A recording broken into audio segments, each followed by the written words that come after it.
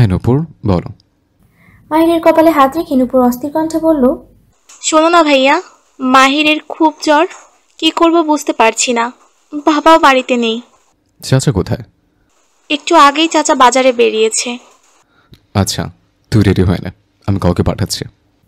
নূপুর চটজলদি তৈরি হয়ে নিল। মাহিরকে শার্ট প্যান্ট পরিয়ে কোলে নিয়ে সদর দরজা দিয়ে বেরিয়ে এলো।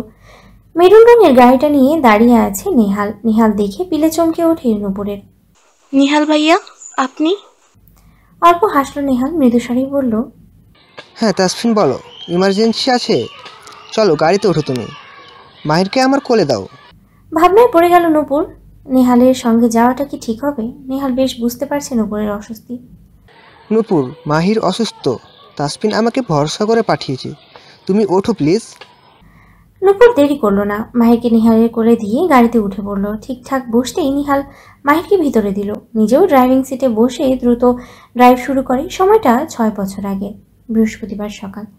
ভার্সিটি থেকে ফিরছে নূপুর। আজকে উৎসব লেগেছে। সন্ধ্যার দিকে নাকি নূপুরকে দেখতে আসবে পাত্রপক্ষ। স্তম্ভিত নূপুর, কি হলো ব্যাপারটা? হঠাৎ করে তাকে বিয়ে দিতে চাইছে কেন? রাগটা নিজের ভিতরে রেখেই দুমদাম পা ফেলে দোতলার দিকে চলে গেল নূপুর। রাগ হচ্ছে প্রচুর তার, এটা কোনো কথা? ওয়াশরুমে গিয়ে ফ্রেশ হয়ে বিছানায় শুয়ে পড়েছে নূপুর। লম্বা নিঃশ্বাস ফেলছে সে। সাইফুল শেখ তাকে বেশ পছন্দ করেন রুবেনা শেখ। নূপুর তাকে ভালোবাসে, কিন্তু আজ হঠাৎ অন্য কোনো পাত্র কেন দেখতে আসবে তাকে? এগুলো ভাবতে ভাবতে আকাশ পাতাল এক করে দিচ্ছে নূপুর। ম্লান বিকাল, এক ধরনের নরম নীরব আর খানিকটা বিষণ্ণতা মেশানো সময়। দিনের শেষ ভাগে সূর্যটা হেলে পড়ে পশ্চিম আকাশে। আলোটা তখন আর তত উজ্জ্বল থাকে না, হালকা সোনালি আর কমলা রঙে চারপাশ ভেসে যায়। পাখিরা একে একে ফিরে আসে বাসায়, গাছের পাতায় নেমে আসে ধীর গতিতে। হাওয়া থাকে নরম, মাঝে মাঝে একটানা বই চলে। শহরের কোলাহলও কিছুটা স্মিত হয়ে আসে, মানুষের মুখেও ক্লান্তির ছাপ। নিহাল এসেছে তার মামা রবিউল ইসলামকে নিয়ে। আপন বলতে মামা ব্যতীত কেউই নেই তার। তাসফিন গিয়ে ম্যানলি হাক করে তাকে, বেস্ট ফ্রেন্ড তার। কিন্তু এই শুভ দিনে আরিয়ান নেই। সে খুব গুরুত্বপূর্ণ একটা মিশনে রয়েছে। রিজওয়ান শেখ ভীষণ পছন্দ করে নিহালকে, তাই তো বিয়ের প্রস্তাব দিতেই তিনি অমত করলেন না। বিষণ্ণতায় ডুবে আছে মুখখানি রুবেনা শেখের। শাড়ি পরেছে নূপুর, ঝুমুর তাকে নিয়ে এলো। পাত্র হিসেবে নিহালকে দেখে পিলে চমকে ওঠে তার।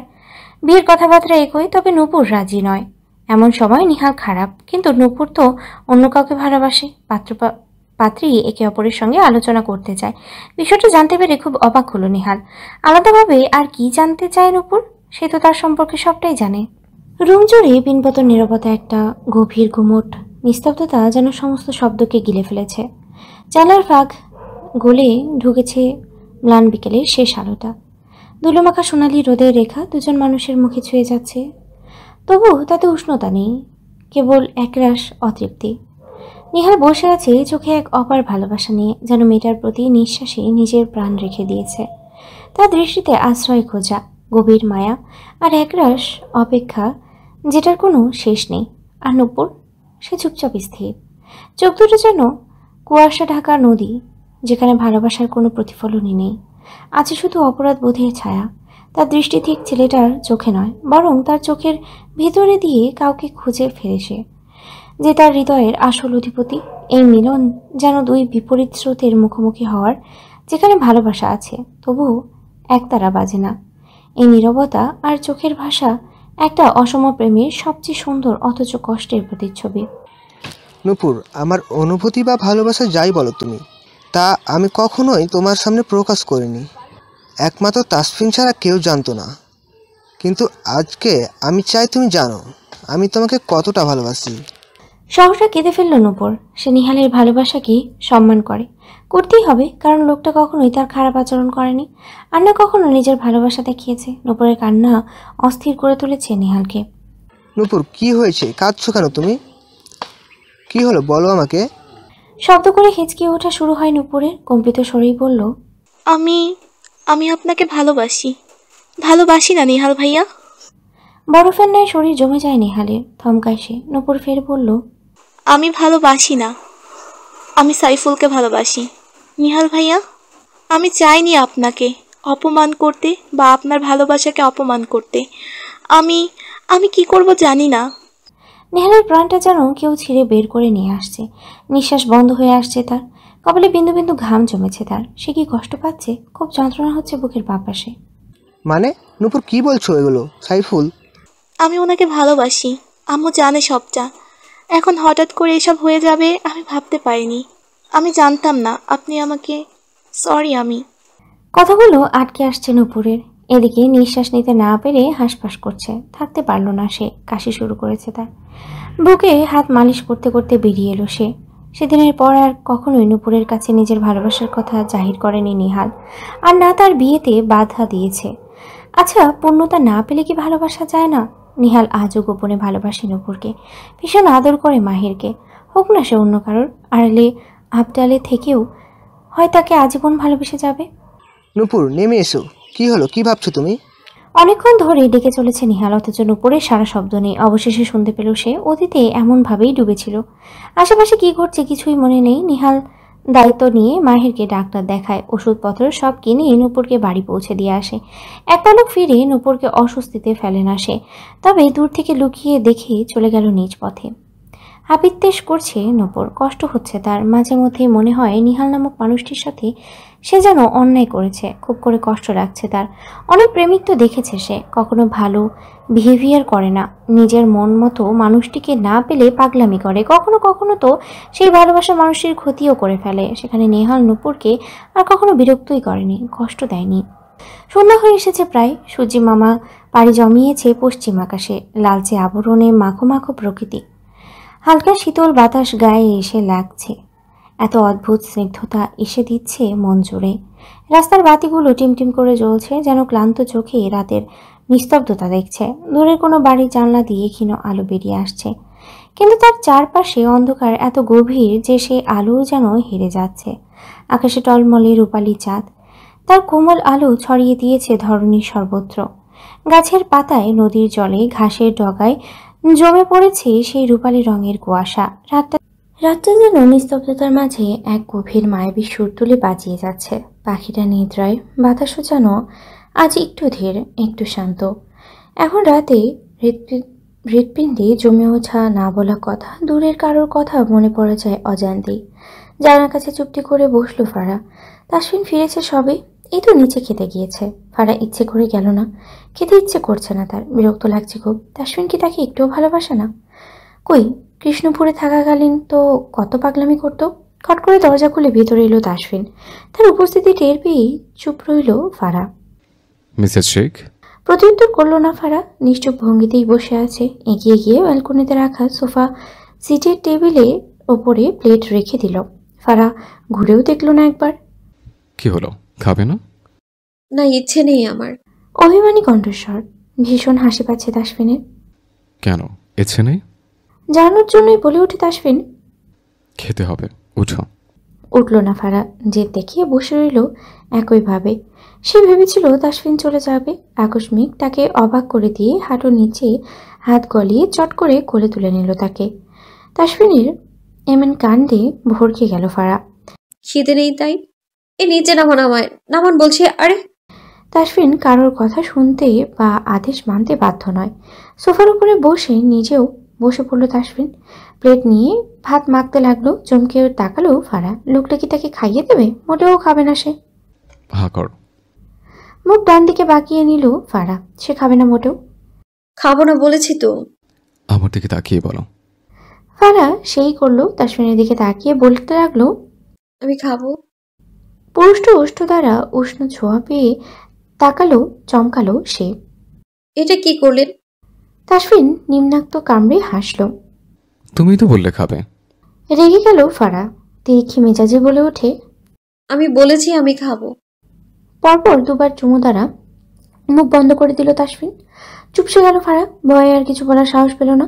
চঞ্চল কন্যাকে জব্দ করতে পেরে হাসল তাসফিন। প্রথম লোকটা লোকমা মুখে ধরেছে ফারার। একটাও কথা না বলে চুপচাপ খাও। অনিচ্ছা সত্ত্বেও খেতে হচ্ছে ফারাকে।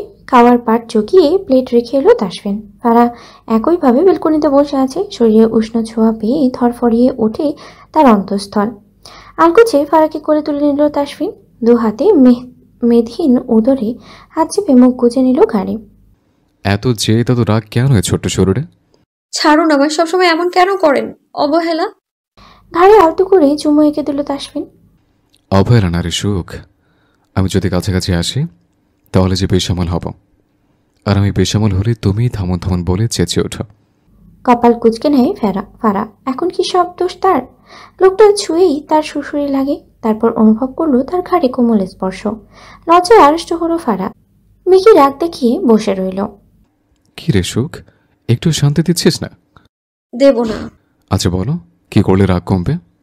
মাথায় দুষ্টুমি বুদ্ধি খেললো ফারার। তাসফিনকে জব্দ করতে বলে উঠল, গান শোনাতে হবে।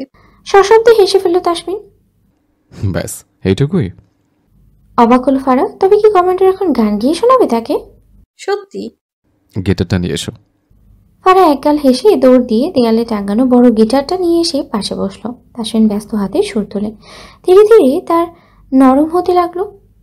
কিছু স্বপ্ন এনেছি কুড়িয়ে, রেখে যে নয়তো দেউরিয়ে। কিছু স্বপ্ন এনেছি কুড়িয়ে, রেখে যে নয়তো দেউরিয়ে। ও আমাদের প্রেমের পরোয়ানা জারি হয়ে গেছে অনেক আগে। ও পিয়া রে পিয়া, আয় না একটু কাছে। ও পিয়া রে পিয়া, একটা গল্প বলার আছে। ও পিয়া রে পিয়া, আয় না একটু কাছে। ও পিয়া রে পিয়া, একটা গল্প বলার আছে। গালে হাত রেখে গানটা মন দিয়ে শ্রবণ করলো ফারা। অতিশয় আশ্চর্য হয় সে। তার লেফটেন্যান্ট সাহেব যে শিল্পীদের থেকে কম নয়। গানের প্রতিটি লাইন যেন তাকে উজাড় করে দিয়েছে তাসফিন। শেষের দিকে এসে গিটারের টুংটাং শব্দ ধীরে ধীরে বাজাতে বাজাতে শান্ত স্বরে শেষের লাইনগুলো বলতে লাগলো। গিটারের সুর থামতেই দু হাতে তালি বাজিয়ে তুলল ফারা। ব্রিলিয়ান্ট! আপনি এত সুন্দর গাইতে পারেন, কই আগে তো বলেননি কখনো। হেসে ফেলল তাসফিন। গিটারটা সোফায় রেখে ফের কাছে টেনে নিল ফারাকে। আলগোছে ছুঁয়ে দিল তার গাল। আমি অনেক কিছুই পারি, সময় মতো দেখাবো। চোখ টিপে বলল তাসফিন। চোখ পাকিয়ে তাকলো তাসফিন। ইস কি লজ্জা।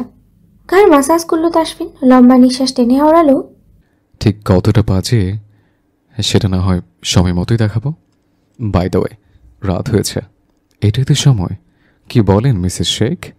খিলখিলিয়ে হেসে উঠল ফারা। ঘুমিয়ে টুলু ঢুলু চোখ করে তাকালো তাসফিন। মাতাল করা হাসি টেনে বলল, চলুন ম্যাডাম, এবার ঘুমাই। তাকে কোলে নিয়ে বিছানার দিকে এগিয়ে গেল তাসফিন। কপালে পরপর অনেকগুলো চুমু খেয়ে বলল, আগামীকাল আমরা একটা জায়গায় যাচ্ছি, রেডি থাকবেন। অবাক হয় ফারা। কিছু জিজ্ঞেস করতে যাবে কিন্তু তার হতে দেয়নি তাসফিন। বুকে জড়িয়ে ধরে শুয়ে পড়ে দুজনেই। নো মোর ওয়ার্ডস সুখ, আমি সত্যিই খুব টায়ার্ড আছি। চুপচাপ শুয়ে আছে ফারা। তবে এতটুকুতেই থেমে নেই সে। সব সময় এই লুচু লেফটেন্যান্ট সাহেব তাকে জ্বালাতন করে, আজকে সে করবে। ঘুমোবো না এই রাতটা। আইসক্রিম খাওয়ার চান, আইসক্রিম নিয়ে আসুন। ডানবু উঁচিয়ে তাকালো তাসফিন। তাই নাকি? ইচ্ছে করে চালাচ্ছ ম্যাডাম, পরে সইতে পারবে তো? গাল ফুলিয়ে উঠে বসলো ফারা। আনবেন না আপনি? সহসা উঠে বসে তাসফিন। Let's go. ড্রয়িং রুমে পুরোটা ফাঁকা, অন্ধকারে ডুবে আছে। তা পা টিপে টিপে এগোচ্ছে দুজনে। ফ্রিজের কাছে গিয়ে দাঁড়ালো ফারা আর তাসফিন। ওপেন করো। ফ্রিজ টেনে খুলতেই অবাক হলো ফারা। ইতিমধ্যে আইসক্রিম রয়েছে চকলেট ফ্লেভারের। আপনি আগে থেকে এনে রেখেছেন? ইয়েস মিসেস শেখ, এবার আপনি কি আমাকে উদ্ধার করুন। মুচকি হেসে নিজের কথা মতো আইসক্রিম পুরোটা শেষ করলো ফারা। চোখের নিচে একটুখানি লেপ্টে আছে তার, ঠোঁটের নিচে একটুখানি লেপ্টে আছে তা। গভীর দৃষ্টিতে তাকাচ্ছে তাসফিন। এতক্ষণে লক্ষ্য করেছে ফারা। মিনমিনে গলায় শুধালো, ওভাবে কি দেখছেন? আমার পাওনাটা দিন মিসেস শেখ। মানে? একটুখানি দূরত্ব ঘুচিয়ে দিল তাসফিন। একে অপরের সহিতে মিশে গেল। অপ্রত্যাশিত স্পর্শে নুইয়ে পড়ে ফারা। পেছাতে পেছাতে সেলফির সাথে ধাক্কা খেয়ে ঝনঝনের শব্দে কিছু বাসন পড়ে যায়। ওষ্ঠজোড়া তখনও আঁকড়ে ধরে রেখেছে ফারা। পরপর খই হারায় ফারা। রান্নাঘরে ঠুসঠাস শব্দে হন্তদন্ত হয়ে ছুটে এলেন রুবেনা শেখ। কে ওখানে? মুখ টিপে ফারাকে নিয়ে ফ্রিজের দিকে চেপে দাঁড়ালো তাসফিন। চোখাচোখি হচ্ছে দুজনার। ঠোঁট কামড়ে হাসছে তাসফিন। রাগে ফুঁসছে ফারা। টুকটুক করে তার গালে চুমু খেয়ে ফেললো তাসফিন। ফারা কিছু বলতে গিয়েও পারল না। এই বুঝে রুবেনা শেখ শুনে ফেললো। মিসেস শেখ। চোখ পাকিয়ে তাকালো ফারা। নৈশব্দে দুষ্টু হাসে তাসফিন। নিস্তব্ধ এক রজনী, চারিদিকে নিঃশব্দতার ভার, যেন শব্দটাও ঘুমিয়ে পড়েছে। সেই রাতের অন্ধকারে দাঁড়িয়ে আছে এক নিঃসঙ্গ পুরুষ, ভালোবাসা হারা এক আত্মা। চোখে তার ভীষণ বিষাদ, হৃদয়ের অতীতের এক অমোচনীয় ব্যথা। নিহাল একা, একেবারেই একা, কার জন্য অপেক্ষা করে না, তবুও এক অদৃশ্য প্রত্যাশায় চোখ রাখে আকাশের তারাদের দিকে। মাঝে মাঝেই তার চোখের কোণে জমে ওঠে জল, হঠাৎই যেন কান্না ফেটে পড়ে নিস্তব্ধতাকে চিরে। তার কান্নার কোনো আওয়াজ করে না, শুধু রাতের বাতাসে এক ধরনের বিষণ্ণ সুর বাজে, যেন তার একাকিত্ব প্রাকৃতিক নিস্তব্ধতায় মিশে গেছে। নদীর পাড়ে বসে আছে সে, নদীর ঢেউয়ের ম্লান শব্দ যেন তার ব্যথাগুলোকে আঁচ করতে পারছে। খুব করে সিগারেট টেনে চলেছে সে। সে মোটেও এসব খায় না, অথচ আজ বাধ্য হয়ে খাচ্ছে। শেষবার মুখে নিয়েছিল নূপুরের মনের কথা জানতে পেরে, আর আজকে নিয়েছে নূপুরকে আবারও কিছুটা সময় নিজের সাথে পেয়ে। নীলা, কি করছিস এগুলো? একের পর এক সিগারেট খাচ্ছিস? আরিয়ান জানতো নিহাল এখানেই থাকবে, কিন্তু এখানে এসে এরকম একটা দৃশ্য দেখবে আশা করেনি। প্লিজ ভাই, বাধা দিস না। পুরো একটা প্যাকেট শেষ করেছে নিহাল। অবাক হয় আরিয়ান, শেষমেশ উপায় না পেয়ে মুখ খুঁজে রাখা সিগারেটটা ফেলে দিল অদূরে। পাগল হয়ে গেছিস তুই? কি রে নিহাল, তুই তো এমন নয়, তাহলে কি করে এসব করছিস? সহসা কেঁদে উঠল নিহাল। আমার কষ্ট হচ্ছে রে ভাই, আমার ভালোবাসা পাওয়ার অধিকার ছিল না। এতটা কষ্ট কেন পেলাম আমি? আমি তো খুব ভালোবেসেছিলাম নূপুরকে। আরিয়ান বুঝে উঠতে পারে না কি করে নিহালকে সান্ত্বনা দেবে। তুই চল, এখনই বাড়ি যাবি। নিহালকে জোরপূর্বক দাঁড় করালো। নিহালের একটি দীর্ঘশ্বাস বারবার বলছে, পৃথিবী তুমি তাকে নিঃসন্দেহে জানিয়ে দিও। আজও কোনো এক কোণে এক হৃদয় প্রহরী তাকে আগলে রাখে। এক টুকরো ভালোবাসা যা উচ্চারিত না হয়েও জীবনের শেষ নিঃশ্বাস পর্যন্ত নিভে যাবে না। তার ব্যাকুল হৃদয় আর্তনাদ করে জানান দেয়, পৃথিবী যদি পারো, কানে কানে বলে দিও তাকে, কেউ আছে আজও তার নামে হৃদয় মন্দিরে প্রদীপ জেলে, যা অনুভব প্রকাশে আসে না, তবু সারা জীবন কেবল তাকেই ঘিরে বাঁচে। নিস্তব্ধ কালো মেঘে ঢাকা রাত, আকাশ জুড়ে ভারী মেঘের চাদর, চাঁদতারার আলো ঢেকে গেছে গভীর অন্ধকারে। বাতাসে এক ধরনের চাপা নিস্তব্ধতা, যেন প্রকৃতিও নিঃশব্দে শ্বাস নিচ্ছে। দূরে কোথাও বাজ পড়ার আবছা আলো অন্ধকার আকাশকে মুহূর্তের জন্য ছিন্নভিন্ন করে দিচ্ছে, তারপর আবার সবকিছু গাঢ় কালোতে মিশে যায়। কেবল মাঝে মধ্যে কোনো কুকুরের ডেকে ওঠা এবং হালকা বাতাসের শো শো শব্দ কানে আসছে। পাতলা জামাটা খানিকটা সরে গেছে ফারার। তাসফিন একপাশে উবু হয়ে শুয়ে আছে। ফারা বরাবরই এলোমেলো ভাবে ঘুমায়, আজকেও তাই। বিছানার এক কোণে শুয়ে আছে সে, জানলা দিয়ে হিমশীতল বাতাস ছুঁয়ে দিচ্ছে তাকে। কোমরে কারোর হাতের স্পর্শ পেয়ে ধরফরিয়ে উঠে বসলো ফারা। ফারা ধরফরিয়ে উঠে বসতেই চারদিকের অন্ধকার যেন আরো গাঢ় হয়ে আসে। বুকের ভিতরে ছন্দপতন, নিঃশ্বাস ভারী হয়ে ওঠে।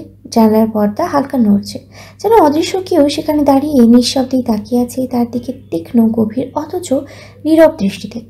মনে হচ্ছে এই নিস্তব্ধতা কেবল রাতের নয়, এই অন্ধকারে কেউ আছে যে নিঃশ্বাস ফেলছে তার খুব কাছাকাছি, যার দৃষ্টির ভার সেই স্পষ্ট টের পাচ্ছে নিজের ত্বকে।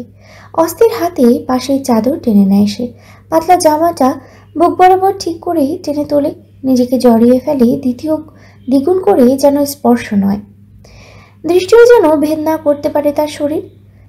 চোখ দুটো ছায়ার দিকে ছুটে বেড়ায়, কিন্তু অন্ধকার কেবল রহস্য ছড়ায়, ব্যাখ্যা দেয় না কিছুরই। তার ভেতরে কেঁপে ওঠে, এ কি নিছক কল্পনা, নাকি কোনো গভীর চোখ সত্যিই তাকে গিলে নিচ্ছে অন্ধকারের আড়ালে। এক মুহূর্তে ফারা যেন নিজের শরীর থেকে পালাতে চায়, নিজেকে আড়াল করতে চায় নিজের মধ্যেই, যেন সমস্ত আলো নিভে গেলে একটি চোখও তাকে আর চিনতে না পারে। ফারা শীতল কাঁপতে থাকা আঙ্গুলগুলো ধীরে তাসফিনের বাহুতে গিয়ে থামে। কণ্ঠটা প্রায় নিঃশব্দ, কিন্তু আবেগে ভেজা। লেফটেন্যান্ট সাহেব, কেমন অস্থির লাগছে আমার, একটু জড়িয়ে ধরবেন? ঘুমানো চোখে তাসফিন দেখায় কিছুটা অবাক। ফারার কণ্ঠে এমন কম্পন সে খুবই কমই শুনেছে, যেন নিঃশব্দ কোনো কান্না লুকিয়ে আছে ওই কোটি শব্দের মধ্যে। তাসফিন উঠে বসে, তার চোখে ঘুম নেই, এখন সেখানে সূক্ষ্ম দৃষ্টি। ফারা ভয়ে ভয়ে হাত উঁচিয়ে দেখালো। জানালার বাইরে একবার তাকায়, মেঘের ঘন চাদর আরো কালো হয়েছে। বাতাসে আজকের রাতটা যেন সত্যি অস্বাভাবিক ভারী। পা টিপে টিপে এসে বিছানা ছেড়ে জানালার কাছে যায়, পর্দা সরিয়ে বাইরের অন্ধকারে একবার চোখ বোলায়, আবার ঘরের কোনাগুলোর দিকে দেখে একবার। চারিদিকে যেন সব ঠিকই আছে, তবু কিছু একটা অদৃশ্য ভাব তার মনে ক্ষণিক চেপে বসে। ফিরে এসে ফারার মুখের দিকে চেয়ে গলাটা কোমল করে বলে, কিছু নেই, আমি দেখলাম সব ঠিক আছে।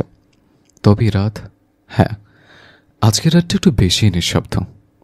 চলো, তুমি শুধু চোখ বন্ধ করে থাকো, আমি আছি তোমার পাশে।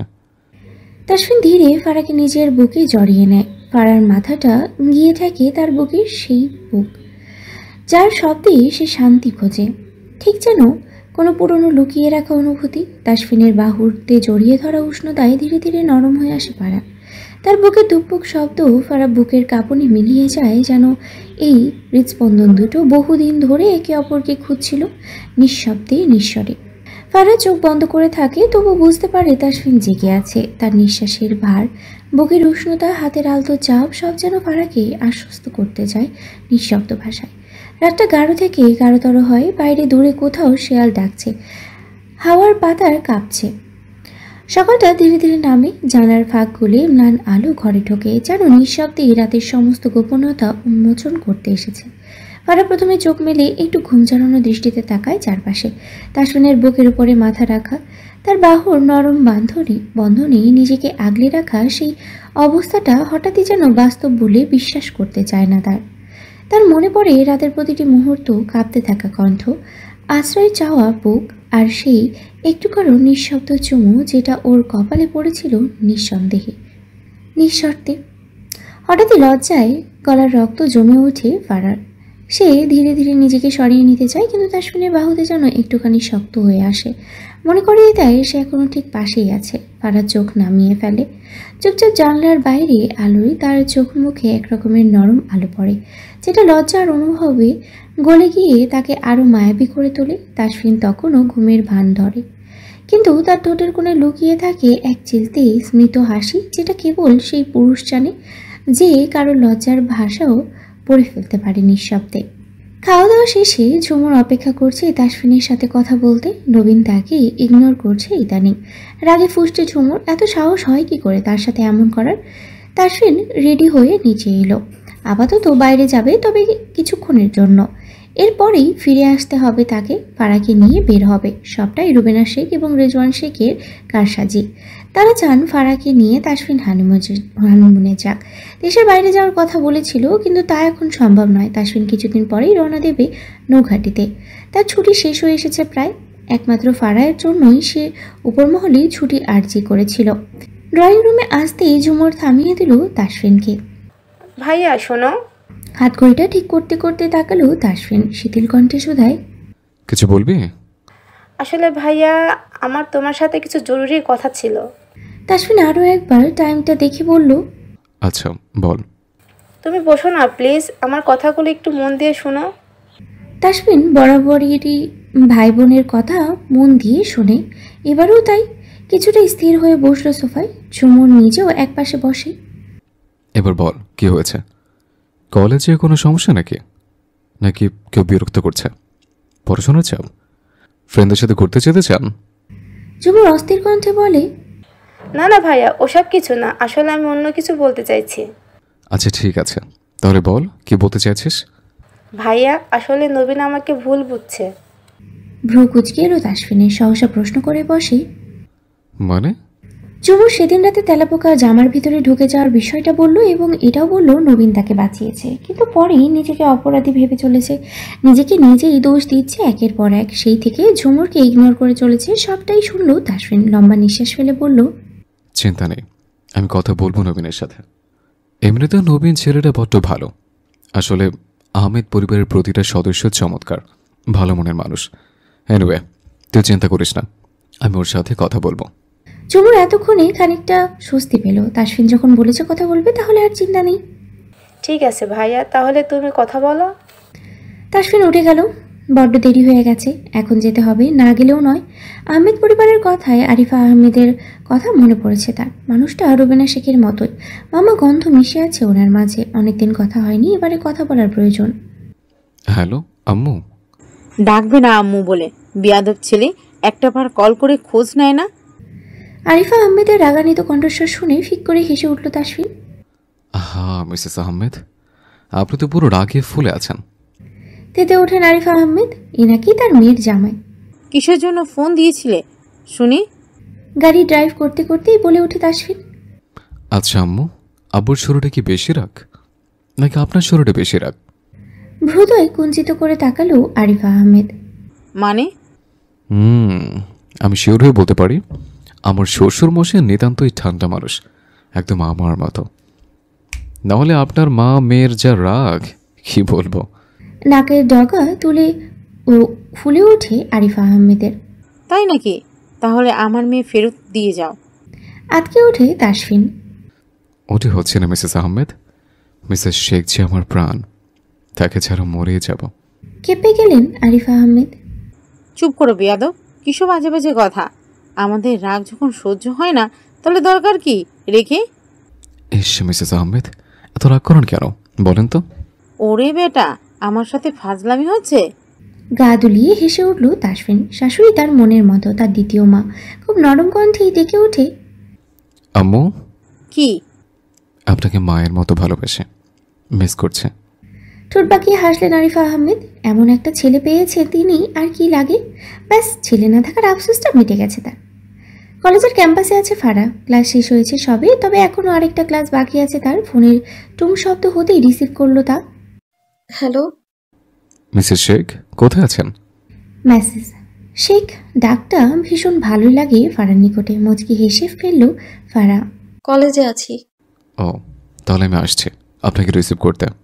চোখ দুটো চকচক করে উঠল ফারার। প্রশ্নবিদ্ধ কণ্ঠে শুধায়, কোথায় আছেন এখন? আপনার বুকে। লজ্জায় কান গরম হয়ে আসছে ফারার। কি ঠুটকাটা দুষ্টু লোক রে বাবা। টুকটুক বৃষ্টি ঝরে পড়ছে। অবশেষে দেখা মিলল বর্ষা মৌসুমের। ঘটা করে বৃষ্টি করে আমন্ত্রণ জানাতে হয়নি, বিনা আমন্ত্রণেই সাড়া দিয়েছে তিনি। টুকটুক করে ঝরে পড়ছে পৃথিবীর বুকে।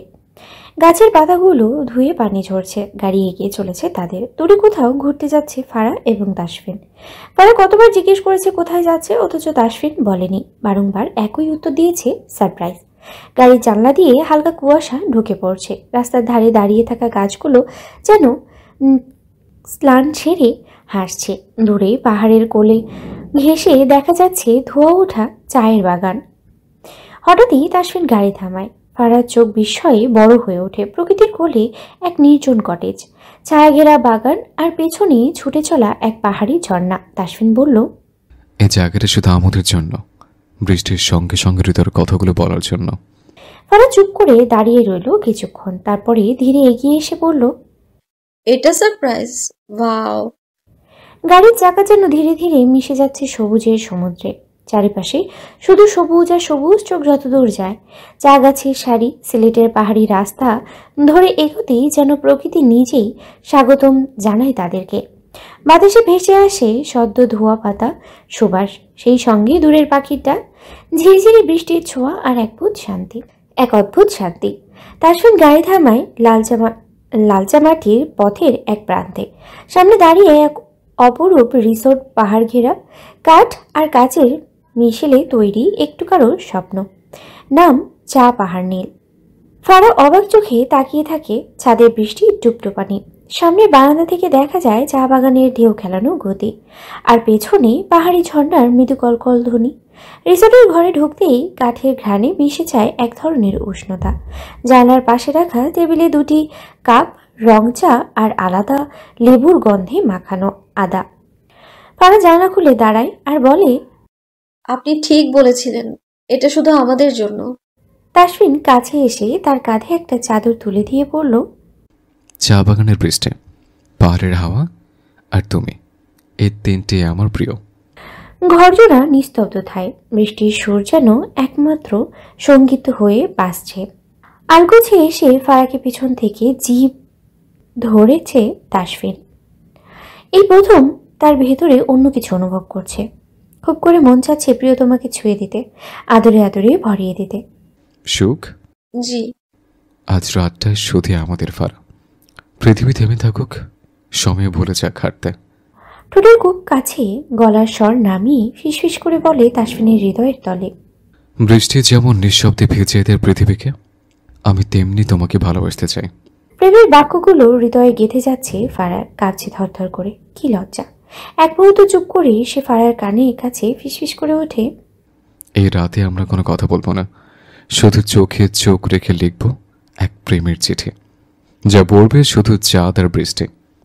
এই রাতে আমরা কোনো কথা বলবো না, শুধু চোখে চোখ রেখে লিখব এক প্রেমের চিঠি, যা পড়বে শুধু চাঁদ আর বৃষ্টি। কাতুকুতু লাগছে। হেসে ফেলল ফারা। কোমরে দুষ্টু হাতের ছোঁয়া পেয়ে সুশ্রী লাগছে তার। দুষ্টু হাসিটা অধর কোণে টেনে নেয় তাসফিন, আরো শক্ত করে জড়িয়ে নেয় বুকের ভেতরে। তাই নিজের দিকে ফিরিয়ে আলতো করে কপালে উষ্ণ ছোঁয়া এঁকে দেয় তাসফিন। শান্ত কণ্ঠে আদেশের সুরে বলে, চট করে ফ্রেশ হয়ে আসো। ফারা অপেক্ষা করে না, ফ্রেশ হতে চলে যায়। ফ্রেশ হয়ে বেরিয়ে আসতেই দেখতে পেল বিছানায় কাত হয়ে শুয়ে আছে তাসফিন। বুকের ভেতরে থুক করে উঠল তার, ঠোঁটের কোণে মুচকি হাসি। রাতের কথা ভাবতেই শরীর হিম হয়ে আসছে তার। এই লোকটা যে এক চুলো ছাড় দেবে না, সে তো তা ভালো করেই জানে। ধীর পায়ে এগিয়ে গিয়ে নিজের ভেজা চুলে ভিজিয়ে দিল তাসফিনকে। ধরফড়িয়ে উঠে বসলো তাসফিন। তাকে এরকম অবস্থা দেখে খিলখিলিয়ে হেসে উঠল ফারা। এটা কি ছিল? মজা। আপনি যেভাবে আমার সাথে মজা করেন তেমন ভাবেই। ভ্রুদয় কুঞ্চিত করে তাকালো তাসফিন। উঠে দাঁড়ালো তৎক্ষণাৎ। তাকে দাঁড়াতে দেখে শুকনো ঢোক গেল ফারা। अब तुम्हें कौन बचाएगा फारा बेब? উপস, ভুল হিন্দি। তবে রে। ফারাকে আর পায়কে এক দৌড়ে রুমের বাইরে এসে স্নেহা আর নবীন চলে এসেছে আজ। আরিফা আহমেদ রান্না করছেন। স্নেহার মুখ থেকে শুনেছে ফারা ওখানে বেশ ভালোই আছে। মনে মনে খানিকটা স্বস্তি পেলেন তিনি। যাক, তার মেয়েটা শ্বশুরবাড়িতে ভালো। তবে মনটা খচখচ করছে একটিবার কথা বলার জন্য। সাজ্জাদুল আহমেদ ঘুমাচ্ছেন। ডাক্তার দেখিয়ে আনা হয়েছে ওনাকে। দুদিন ধরে খুব অসুস্থ তিনি। জয়নাল আহমেদ এই কয়েকদিন টানা কাজ করে চলেছেন, তবে নবীন ফিরে আসতে ভেবেছে দুদিন বিশ্রাম নেবেন। ভেতরে ভেতরে ভীষণ চাপা একটা অনুভূতি কাজ করছে নবীনের। আসার আগে তাসফিনের সাথে তার কথা হয়েছে। লোকটা বড্ড ভালো। তাই তো কি সুন্দর ঝুমুর আর তার সেই দিনের অপ্রত্যাশিত ঘটনাটা সমাধান করে দিল। ঝুমুর আসার সময় বলেছিল গিয়ে ফোন করতে। ভীষণ বাজে অনুভূতি হচ্ছে নবীনের। আচ্ছা, এই রাত বিরাতে কল করবে কি? ফোন হাতে নিয়ে এদিকে সেদিকে করছে নবীন। আকস্মাৎ টুম শব্দ করে ফোনটা বেজে উঠল। স্ক্রিনে নুপুরের নাম দেখেই থম মেরে গেল নবীন। ফোনটা রিসিভ করার পূর্বেই কেটে গেল। ফের ফোন বেজে উঠতেই রিসিভ করে নেয় নবীন। তাড়াহুড়ো করে বলল, সরি, ধরার আগেই কেটে গেল। হেসে ফেলল ঝুমুর। দুষ্টু হেসেই বলল, আস্তে আস্তে, সমস্যা নেই। এত সরি বলার কি আছে নবীন? বাই দ্য ওয়ে, আপনি হঠাৎ করে এমন সাদাসিধে হলেন কিভাবে? নিজের কথা ভেবে অবাক হলো নবীন। সত্যিই তো, সে এমন হলো কি করে? ঝুমুর কি কিছু বললেই অস্থির লাগে তার? না মানে কিছু অন্য কিছুর গন্ধ পাচ্ছি। লজ্জায় হাসফাস লাগছে বুঝি? থমকে যায় নবীন। আরে না। আরে হ্যাঁ। দুজনেই হেসে উঠল। আকস্মাৎ ঝুমুর নবীনকে অবাক করে দিয়ে বলল, মিস ইউ। হৃদস্পন্দন থমকে গেল নবীনের। সে কি শুনছে? ঝুমুরটাকে মিস করছে? পড়াশোনায় ডুবে থাকা মেয়েটি তার মতো নিছক কি সামান্য একটা মানুষকে মিস করছে? নৌঘাটিতে বেশ কিছুদিন হলো সৌহার্দ্য ফিরেছে, তবে তার হাব ভাব খুব একটা ভালো নয়। এটা লক্ষ্য করেছে লেফটেন্যান্ট নাইম ইসলাম। তাসফিন হঠাৎ করে বলেছে সৌহার্দ্যের উপরে কড়া নজর রাখতে। নৌঘাটির আকাশ আজ শান্ত, বাতাসে লবণের গন্ধ। কয়েকদিন যাবৎ এখানে এক ধরনের নিঃশব্দ টানাপোড়া চলছে, যেন কোনো অদৃশ্য ছায়া ঘাটের বুক জুড়ে হেঁটে বেড়াচ্ছে। ঘাটের এক কোণে দাঁড়িয়ে অস্থির কণ্ঠে কারোর সঙ্গে ফোনে কথা বলছে। তার কণ্ঠে এমন এক সুর যেন কোনো অদৃশ্য কারোর সঙ্গে লুকোচুরি করছে।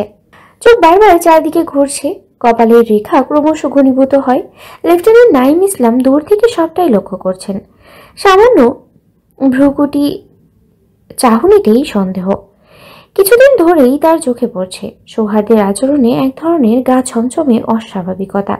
এক সময়ের প্রাণবন্ত এই যুবক যেন কিছু লুকাচ্ছে, যেন নিজেকে আড়াল করার এক নিঃস্ব প্রচেষ্টা চালিয়ে যাচ্ছে। তাসফিনের নির্দেশনায় হঠাৎই এসেছিল, সৌহার্দ্যের উপর কড়া নজর রাখো নাইম, তার গতিবিধি স্বাভাবিক নয়। আজ সেই নির্দেশনের গন্ধেই যেন বাস্তব হয়ে ধরা দিয়েছে।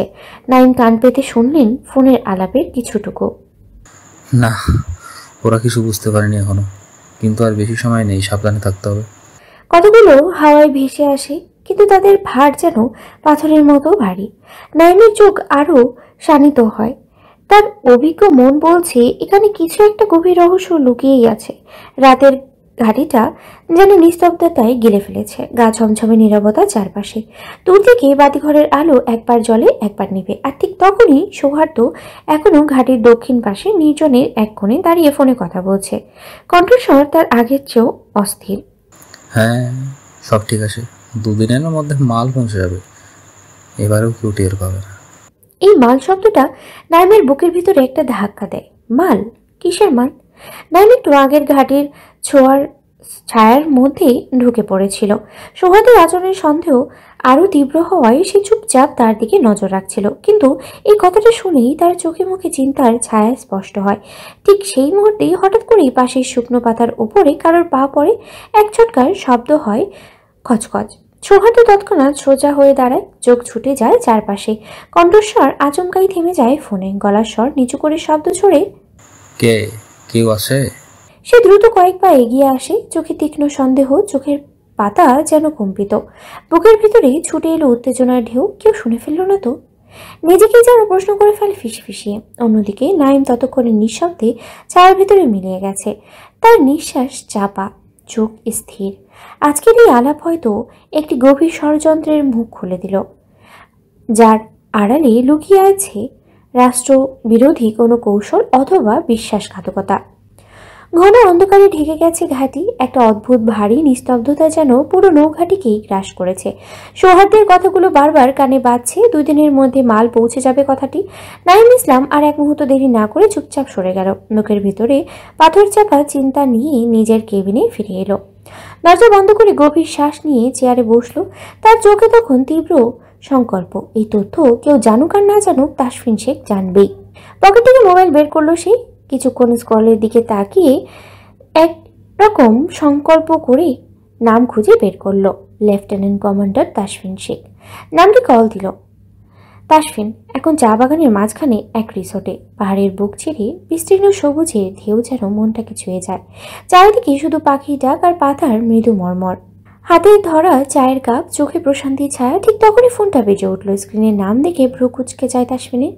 নাইম ইসলাম। এই সময় নাইমের কল। কিছু তো একটা হয়েছে। হ্যালো নাইম, এমন সময় ফোন করেছে কেন? কণ্ঠে উদ্বেগের ছায়া। নাইম দেরি না করে সরাসরি বলেই উঠল, স্যার, আপনার সন্দেহ একদম ঠিক ছিল। আমি আজ সৌহার্দ্যকে একটা ফোন আলাপ করতে শুনেছি। অনেকটা দূরে দাঁড়িয়ে কারোর সাথে খুব গোপনে কথা বলছিল। সে বলেছে 2 দিনের মধ্যে মাল পৌঁছে যাবে। ব্যাপারটা আমার কাছে ভীষণ সন্দেহজনক লেগেছে। তাসফিন এক লম্বা নিঃশ্বাস ফেলল। চোখ থেকে যেন পুরো বাগানের দৃশ্য মিলিয়ে গেল। মাল মানে ঠিক কি সেটা বলল? না স্যার, তেমন কিছু বলল না, কিন্তু পুরো আচরণটাই রহস্যময়। আর শেষ মুহূর্তে সে চারপাশে তাকিয়ে খোঁজার চেষ্টা করছিল কেউ কিছু শুনেছে কিনা। আমি সাথে সাথে সরে যাই। তাসফিন এবার আর চা নয়, হাতের মুঠো শক্ত করে ফেলল। সেটা বলো। ভালো কাজ করেছে নাইম। তোমার কাজ এখন থেকে ওকে ছায়ার মতো অনুসরণ করা, কোনো কিছুই যেন চোখ এড়িয়ে না যায়। আর হ্যাঁ, তোমাকে এখন সম্পূর্ণভাবে সবটা নির্ভর করছে, বুঝছো? আগে স্যার, বুঝেছি। কলটা কেটে গেলে রিসোর্টের শান্ত পরিবেশ যেন কেমন থমকে দাঁড়ালো তাসফিনের। সে যা ভেবেছে তা নয়তো। বুকের ভিতরে মোচড় দিয়ে উঠছে কেমন। প্রকৃতি আজ শান্ত, অভিমান ভুলেই যেন স্নিগ্ধতায় মোড়ানো। মাঝে মাঝে ছাদের উপরে 2-1 ফোঁটা বৃষ্টির টুপটাপ শব্দ মাটি ছুঁয়ে যায়। তারা ধীরে ধীরে ধোয়া ওঠা এক কাপ চা হাতে নিয়ে বেলকুনির দিকে এগোয়।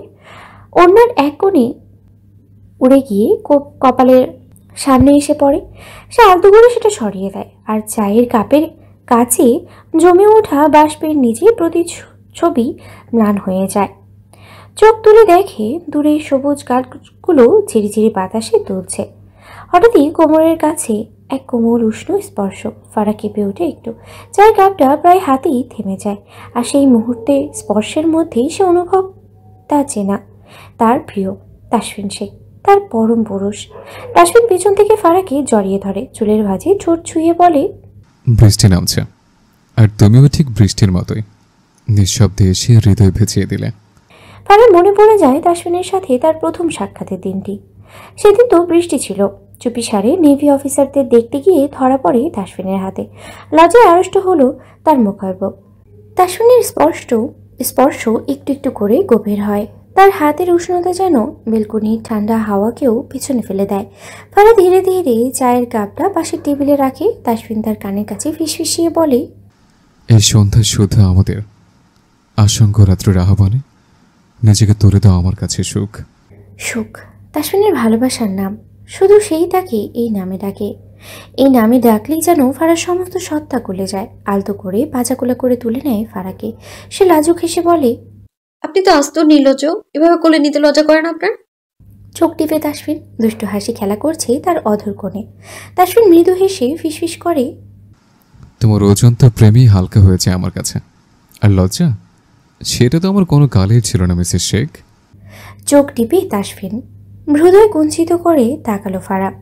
বেডরুমের জানালায় তখনও বৃষ্টির শব্দ, বাতাসে কুয়াশার গন্ধ। ঘরের মৃদু আলোয় ফারার চুল ছড়িয়ে পড়ে তাসফিনের বাহুতে। ধীরে ধীরে সে যেন ফারার প্রতিটি শ্বাসে প্রতিটি স্পর্শে তার প্রেমের পূর্ণতায় পৌঁছাতে চায়। খুব ধীরে গভীর আবেগে ফারাকে নিজের কাছে টেনে নেয়। তার অস্থিরতা ছুঁয়ে দেয় ভালোবাসার স্থিরতায়। কানের পিঠের চুলগুলো আলতো হাতে গুজে দিল, ব্যস্ত হাতে খুলে ফেলল অলঙ্কারগুলো। অন্যটা ছুঁড়ে ফেলে দিল দূরে। লজ্জায় হাঁসফাঁস করছে ফারা। আকস্মাত চেঁচিয়ে উঠল, আমার কাছে আসবেন না কমান্ডার? পিছলে হাসে তাসফিন। তাকে আরেক দফা চমক দিয়ে ফারাকে বলে ওঠে, আমার কাছে এভাবে আসলে কিন্তু আমি আম্মুর কাছে বিচার দেব। এবারে তাসফিন প্রতি উত্তরে বলল, উফ জান, একটুখানি আসে, কাউকে বলতে নেই। নিম্নাষ্ট কামড়ে হাসলো ফারা। ফের বলে ওঠে, আমি না ছোট মানুষ, ছোট মানুষের সামনে এইসব করতে নেই। তাসফিন কম যায় না, ফারাকে বিপাকে ফেলতে বলল, সমস্যা কি, আমি আছি না। আমার বাচ্চা বউটাকে পেলে পুষে বড় করে দেব, ছোট বাচ্চাটাকে।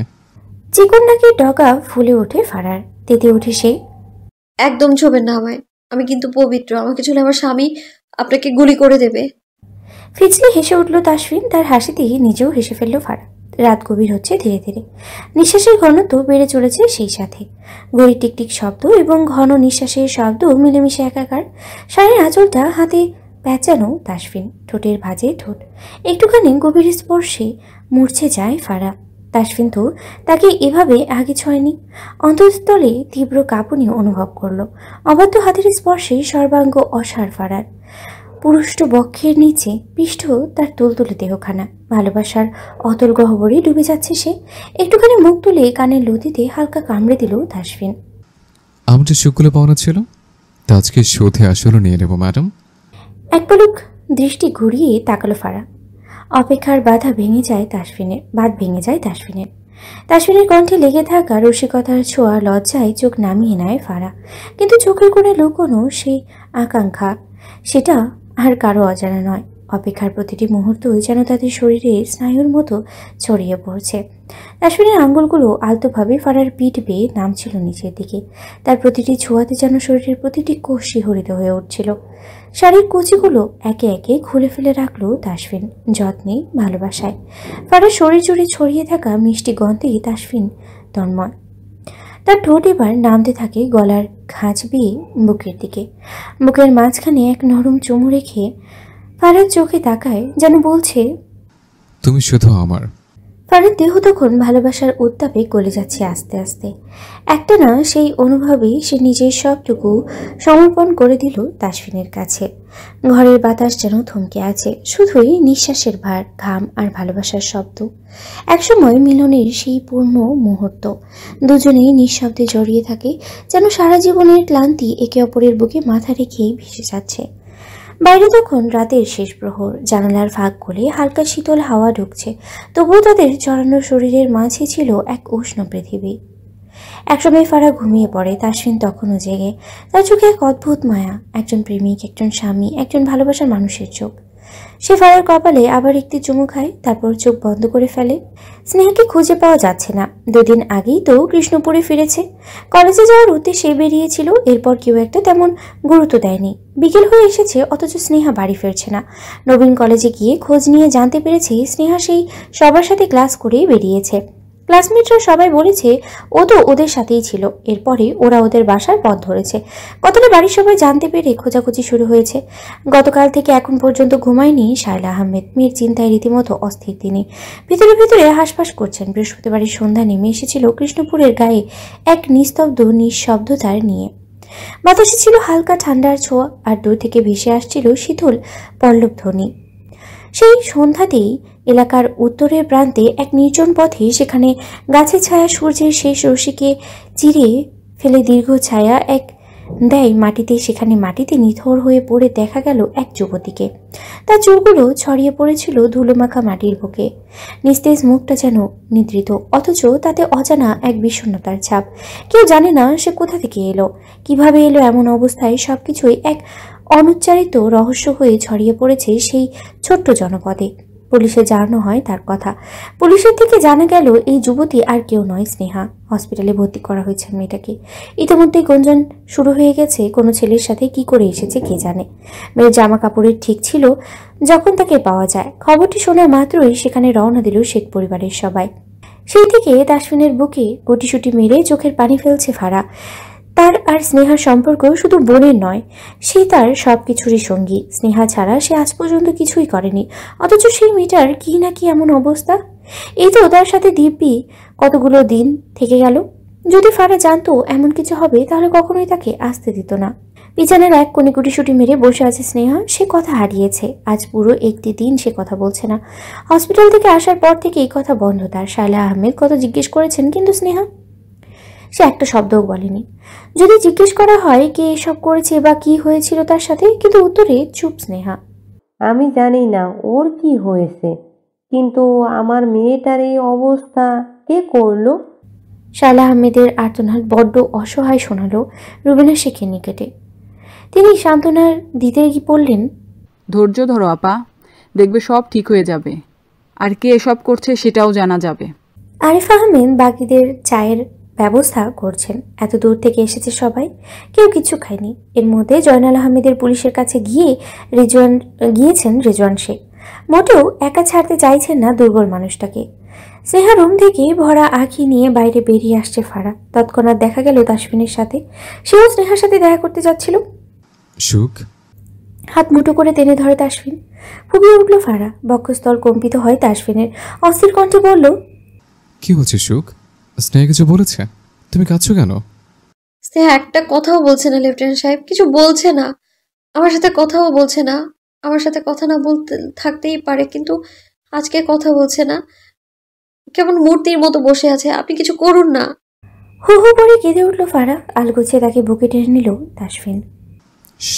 ডোন্ট ক্রাই, আমি দেখছি কি করা যায়, একটু অপেক্ষা করো। আমার খুব কষ্ট হচ্ছে। ইস, কাঁদতে নেই, আমি বললাম তো সব ঠিক করে দেব। আমার খুব কষ্ট হচ্ছে তো। ফারার কান্না দেখে হাসপাস করছে তাসফিন। ছোট্ট পাখিটাকে বুকে টেনে নিল সে। দু হাতে শক্ত করে জড়িয়ে ধরে ফিসফিসিয়ে বলল, তোমার কান্নায় আমার অনেক কষ্ট হচ্ছে, তুমি বোঝো না? নিশ্চয় ফারা জড়িয়ে আছে তাসফিনকে। এই লোকটা থেকে সব কষ্ট সহ্য করতে পারবে ফারা? নিস্তব্ধ রুমে একাকী বসে আছে স্নেহা। টিপ টিপ বুকে দুরু দুরু কম্পন খেলে যাচ্ছে। মুখে টু শব্দ নেই তার। দৃষ্টি কোলে পড়ে থাকা হাত দুটোর দিকে। বিছানার সামনে টান টান ভঙ্গিতে দাঁড়িয়ে আছে তাসফিন। তীক্ষ্ণ কিছু জিজ্ঞেস করতে গিয়েও থেমে গেল সে। না, এভাবে হবে না। নিজেকে কিছুটা শান্ত কণ্ঠেই বলল, স্নেহা, আমাকে বলবে কি হয়েছে? প্রত্যুত্তরে এখনো চুপ স্নেহা। মুখোমুখি মলিন হয়ে আছে তার।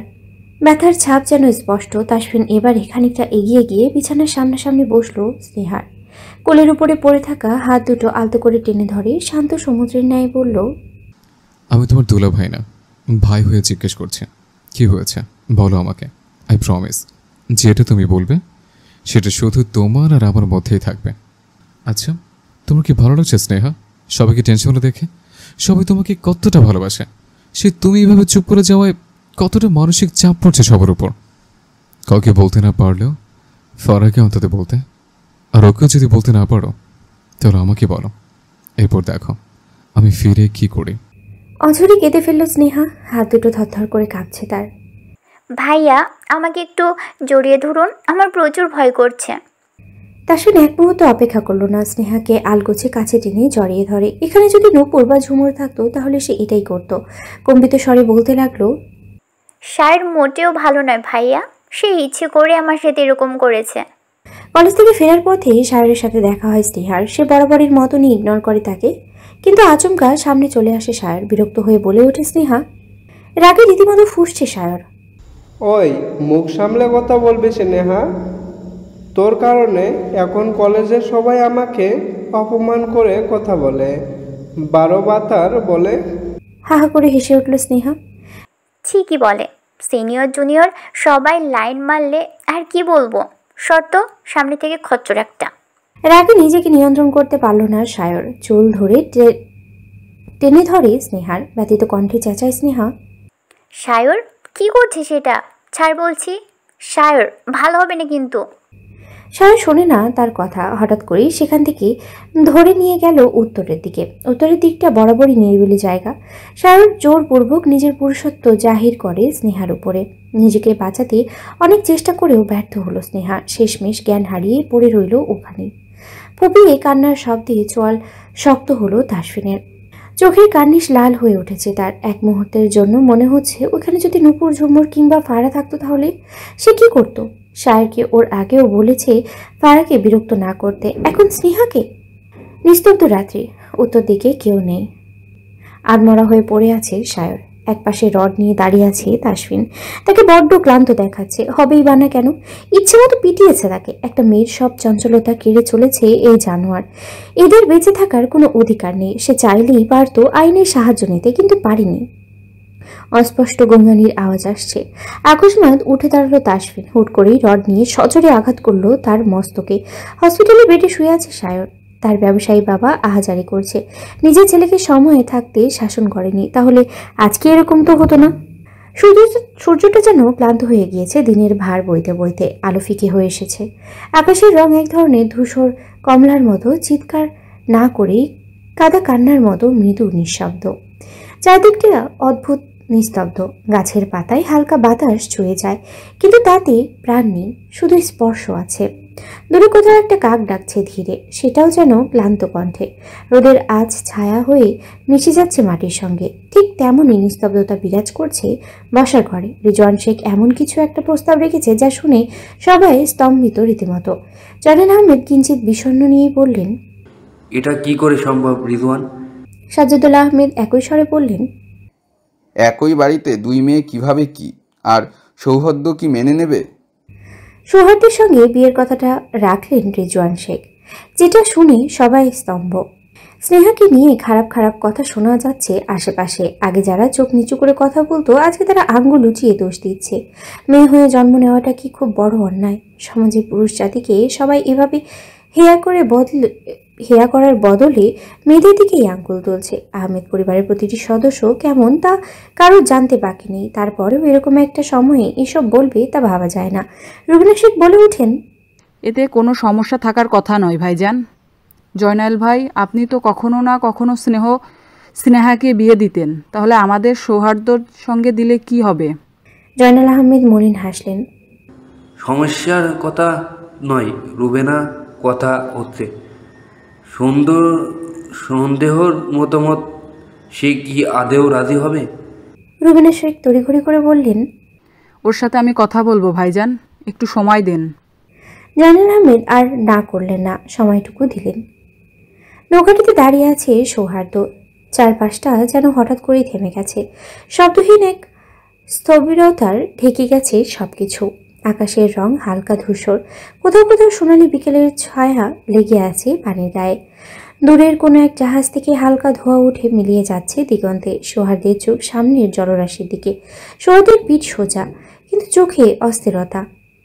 দুহাত পকেটে গুজে রাখা। সামনের পানির দিকে তাকিয়ে থেকেও সে আসলে দেখছে না, মনে মনে হিসাব করছে। বড় একটা ডিল, যার উপরে নির্ভর করছে অনেক কিছু। ক্যারিয়ার, প্রতিশ্রুতি, ক্ষমতা। তার নিঃশ্বাস ভারী, কপালের শিরাগুলোও একটু টানটান। প্রতিটা মুহূর্ত যেন গায়ে এসে লাগছে চাপ দিয়ে। তবুও সে দাঁড়িয়ে থাকে, কারণ সে জানে পেছনে ফেরা এখন আর কোনো অপশন নেই। কর্কশ শব্দে মুঠোফোনটা হঠাৎই কেঁপে উঠল।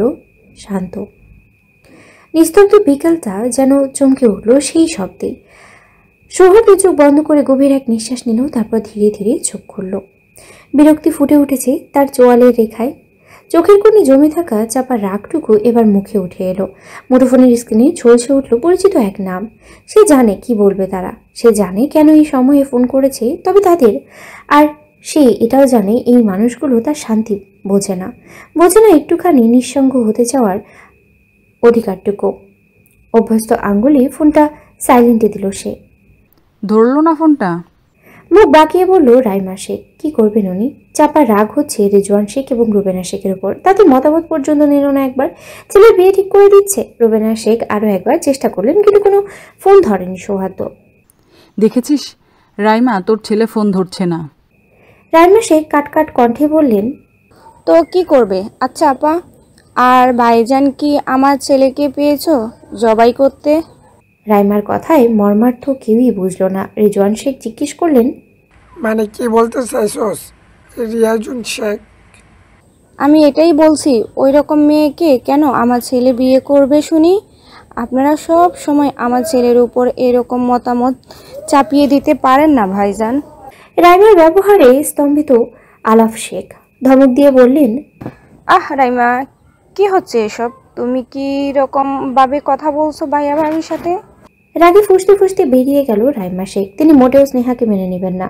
তার এত সুন্দর ছেলের সাথে ধর্ষিতা একটা মেয়ের বিয়ে দিবেন না তিনি। রুমের বিছানায় এক কোণে শুয়ে আছে তাসফিন। তার বুকে কবুতরের বাচ্চার মতো গুটিসুটি মেরে শুয়ে আছে ফারা। মেয়েটা দিন দিন অসুস্থ হচ্ছে। এসব দেখে মাথা ব্যথা, চিন্তা সবকিছু তাকে চেপে ধরেছে। তাসফিন তো একটুখানি রিফ্রেশ করানোর জন্য তাকে নিয়ে ঘুরতে গিয়েছিল, কিন্তু এরকম একটা বিচ্ছিরি ব্যাপারের জন্য ফিরে আসতে হয়েছে। পরপর কপালে অধর চুম্বন করে তাসফিন ফিসফিসিয়ে বলল, আমার বোকা সুখ, আমার অস্তিত্ব, আমার সব কিছু। বুকের মাংসপিণ্ডটা তুমি ছাড়ার কাউকে বলছে না সুখ। তোমাকে যদি আমি দেখাতে পারতাম ঠিক কতখানি ভালোবাসে, তাহলে দেখিয়ে দিন। ঘুম জড়ানো কণ্ঠে বলল ফারা। চোখ নিচু করে তাকালো তাসফিন। ঘুমাওনি? ফারা চোখ খুলতে পারছে না, তবে তাসফিনের ভালোবাসার ছোঁয়াগুলো অনুভব করতে পারছে সে। লেফটেন্যান্ট সাহেব, আপনি বিনা আমার শূন্য হৃদয়টা শূন্যতায় ডুবে যায়। আপনি আমায় প্রমিস করুন, কখনো যাবেন না আপনি আমায় ছেড়ে। ফের একই কাজ করলো তাসফিন। কপালে সুগভীর চুমু এঁকে দেয়। আমার জানটা তোমার মাঝে আটকে আছে সুখ। ফেলে যাওয়ার চিন্তা করলেও তো জানটার জন্য ফিরে আসতে হবে। অধর প্রসূত হয় ফারার। দু হাতে জড়িয়ে ধরে কমান্ডোকে। চাদর টেনে নিজেদের ঢেকে নিল তাসফিন। সেদিনের আসঙ্গ রাত্রির একটুখানি স্মৃতি ভেসে ওঠে মানসপটে। কাঁধের দিকে কামিজটা নামিয়ে রিবরাত এসে তার এঁকে দেওয়া টুকটুকে লাল চিহ্নে আঙুল ছুঁয়ে দিল সে। ঠোঁটে ঝুলছে প্রশান্তির হাসি। ফের অনুভব করলো বক্ষ ভাঁজে ব্যথা কামড়ে দিয়েছে ফারা। সদ্বোধ তাই? ভ্রুকুচকে শুধায় তাসফিন। মাথা দুলিয়ে হ্যাঁ বলল ফারা। আচমকাই তাকে টেনে ঠোঁটে আলতো করে ঠোঁট ছুঁয়ে দিল তাসফিন। শরীরে তীব্র শিশিরানি বয়ে যাচ্ছে ফারার। সর্বাঙ্গ অসাড় হয়ে আসে তার। মিনিট খানেক পরেই ছেড়ে দিল তাসফিন। ততক্ষণে নেতিয়ে পড়েছে ফারা। এবার নাক ফোলায় ফারা। মুখ নামিয়ে ক্লিন শেভ করা গালে কামড় বসিয়ে দিল তাসফিনের। তাতে বাধা দিল না তাসফিন, বরং আবেশেই চোখ বুঝে নিল। এবার ঠিক আছে। হেসে ফেলল তাসফিন। ফারা ফের মুখ গুজে বুকে আঙুল ঢুকিয়ে দেয় ফারার চুলের ভাঁজে। নিজের অতি নিকটে টেনে ভালোবাসার চাদরে আড়াল করে নেয়।